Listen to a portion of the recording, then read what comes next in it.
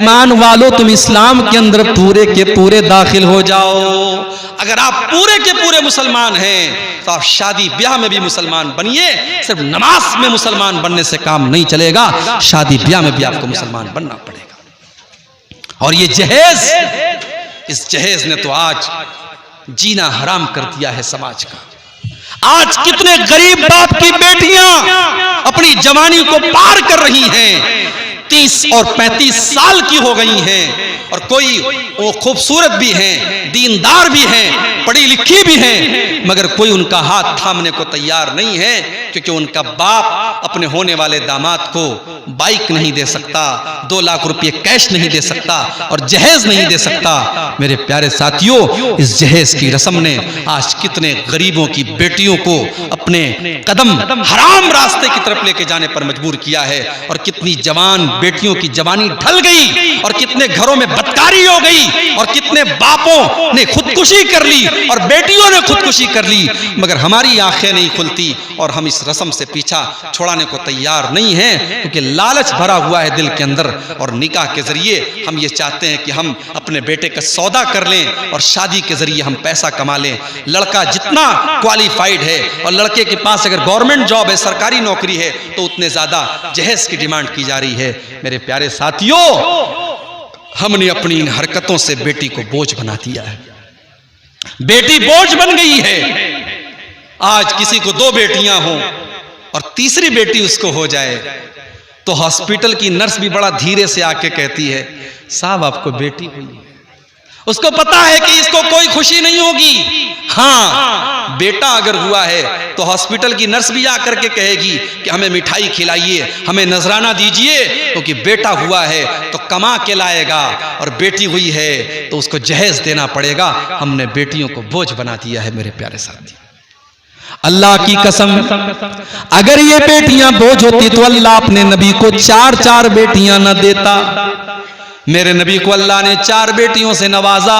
सबसे बड़ी बेटी का नाम ज़ैनब था, उनकी शादी अबुल आस इब्न रबी से होती है। दूसरे नंबर की बेटी का नाम उम्मे कुलसूम है, उनका निकाह हज़रत उस्मान गनी के साथ होता है। तीसरी बेटी का नाम रुकैया है, उनका निकाह भी हज़रत उस्मान गनी के साथ होता है। पहले रुकैया का निकाह होता है, जब उनका इंतकाल हो जाता है तब उम्मे कुलसूम का निकाह होता है। एक आदमी के निकाह में 2 सगी बहनें एक साथ नहीं रह सकती। हाँ, एक बहन का इंतकाल हो जाए तो वो अपनी साली से शादी कर सकता है, लेकिन एक साथ 2 बहनों से शादी करना इस्लाम में हराम है। और चौथी बेटी अल्लाह के नबी की, जो सबसे छोटी और सबसे लाडली बेटी है, उसका निकाह होता है हजरत फातिमा के साथ। अगर बेटियां कलंक होती और बेटियां बोझ होती तो अल्लाह अपने नबी को 4-4 बेटियां न देता। मेरे भाइयों, इस जहेज की रस्म ने आज बेटियों को बोझ बना दिया है। आज हमें पूरा मुसलमान होने की जरूरत है। आज हमें अपने शादी ब्याह के सिस्टम को भी सुधारने की जरूरत है। आइए फिर से हम उसी आयत की तरफ बढ़ते हैं।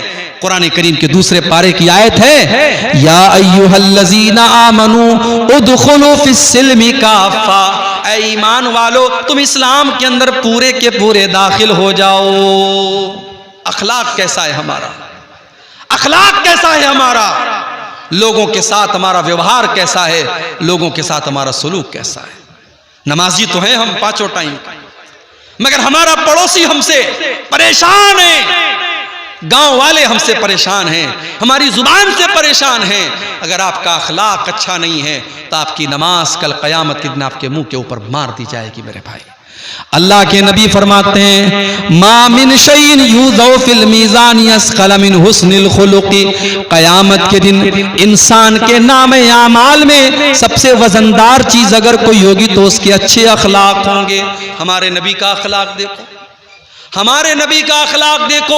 आपने कभी अपनी जात के लिए किसी से बदला नहीं लिया, किसी से इंतकाम नहीं लिया। अपने खून के दुश्मनों को भी आपने माफ कर दिया।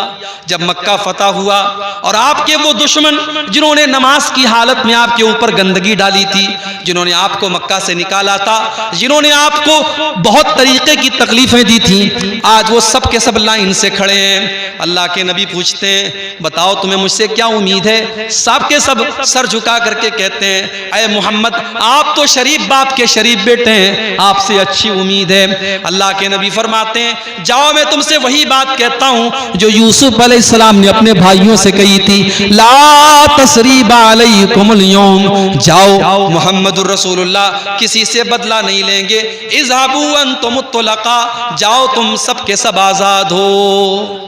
ये अखलाक अपने अंदर पैदा करो मेरे भाई।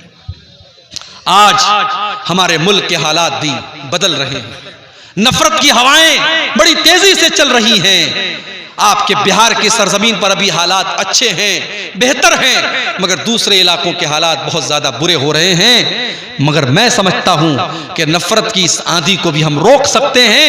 हमारा फार्मूला वही है जो हमारे नबी का फार्मूला था, और वो फार्मूला क्या था? इदफा बिल्लती हिया अहसन फैज़ल्लज़ी बैनका व बैनहु अदावतुन कान्नहु वलियुन हमीम।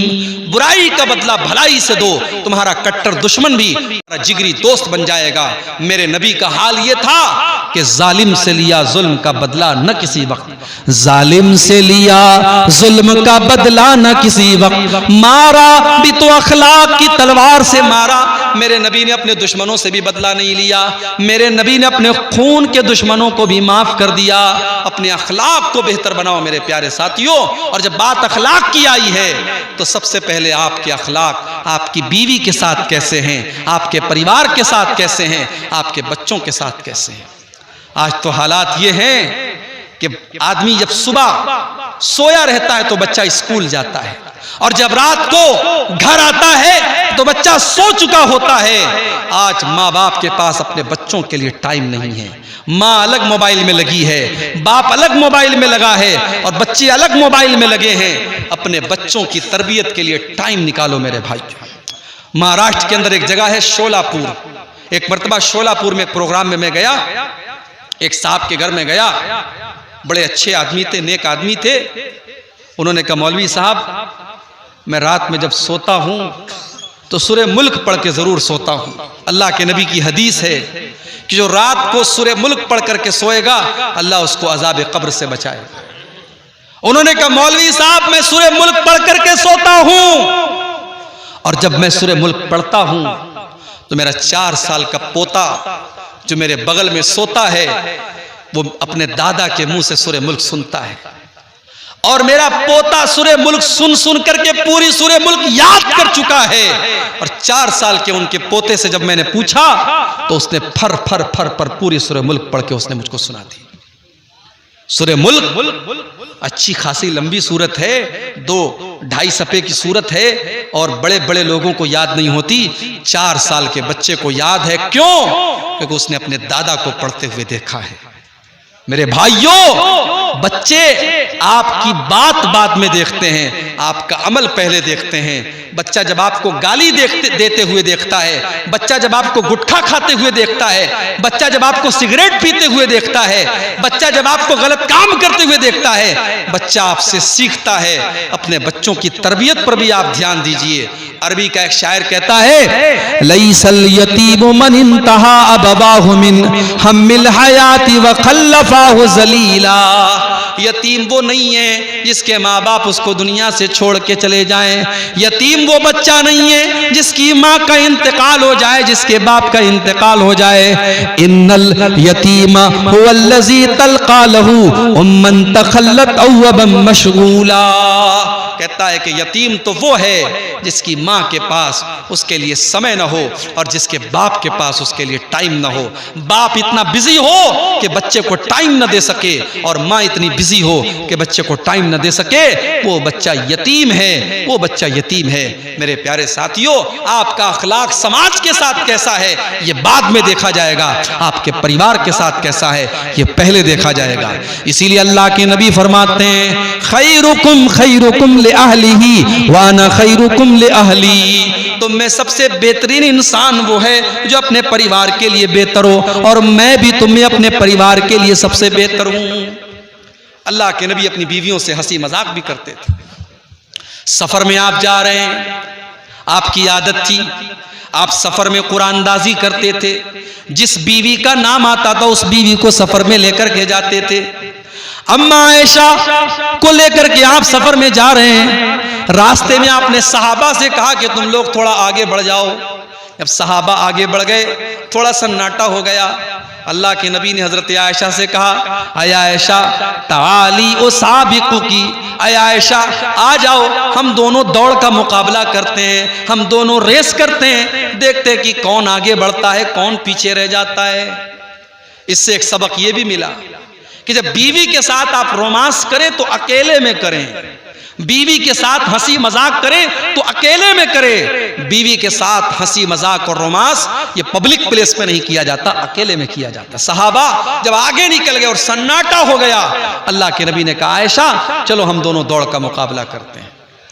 अल्लाह के नबी दौड़ने लगे, अम्मा आयशा भी दौड़ने लगी। अम्मा आयशा फरमाती है, मेरी नई नई शादी हुई थी, मेरा बदन हल्का था, मैं दुबली पतली थी। मैं जब दौड़ने लगी तो मैं आगे निकल गई और अल्लाह के नबी मुझसे पीछे रह गए। मैं जोर जोर से हंसने लगी और अल्लाह के नबी को मैं चिढ़ाने लगी कि देखिए मैं तो आपसे आगे निकल गई। अल्लाह के प्यारे नबी खामोश हो गए, कुछ नहीं कहा आपने, कुछ नहीं कहा आपने, कोई बात नहीं, ठीक है। कुछ दिनों के बाद एक दूसरा सफर था और इत्तेफाक से इस सफर में भी अम्मा आयशा आपके साथ में थी और आपने एक जगह मौका देखा। आपने सहाबा से कहा तुम लोग थोड़ा आगे बढ़ जाओ। सहाबा आगे बढ़ गए। आपने फरमाया कि अय आयशा आ जाओ, बहुत दिन हो गए, हम दोनों दौड़ का मुकाबला करते हैं। अम्मा आयशा फरमाती हैं, अब की मर्तबा जब मैं दौड़ने लगी, फलम्मा बुदिनतु, तो अब मैं थोड़ी मोटी हो गई थी, मैं थोड़ी मोटी हो गई थी, मेरा बदन थोड़ा मोटा हो गया था। अब मैं दौड़ने में वो स्पीड नहीं थी जो पहले थी मेरे अंदर। इससे एक सबक ये भी मिला, जब आप शादी करके अपनी बीवी को लाएं तो इतना प्यार करें, इतनी मोहब्बत करें, उसको इतना टाइम दें, उसके शौक और अरमान को इतना पूरा करें कि उसकी तंदुरुस्ती अच्छी हो जाए, उसकी हेल्थ अच्छी हो जाए। ये कोई अच्छी बात नहीं है कि आप अपनी बीवी को शादी करके लाएं और इतना खटा दें, इतना खटा दें कि बेचारी का वजन और घट जाए। नहीं, उसको इतनी मोहब्बत दो, इतना प्यार दो कि उसका वजन बढ़ जाए और उसके जो है उसको और खुशहाली उसको नसीब हो।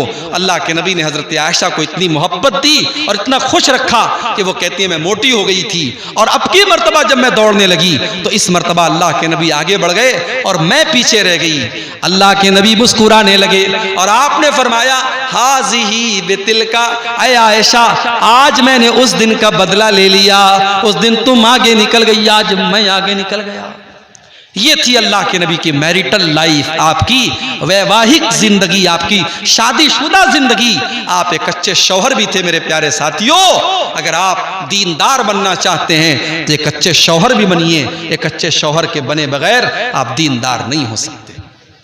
ऐसा नहीं है, अल्लाह के नबी अपनी बीवियों से नाराज भी होते थे। अम्मा आयशा कहने लगी, एक मर्तबा अल्लाह के नबी अम्मा आयशा से कहने लगे कि अय आयशा मुझे पता चल जाता है तुम कब मुझसे खुश होती हो और तुम कब मुझसे नाराज होती हो।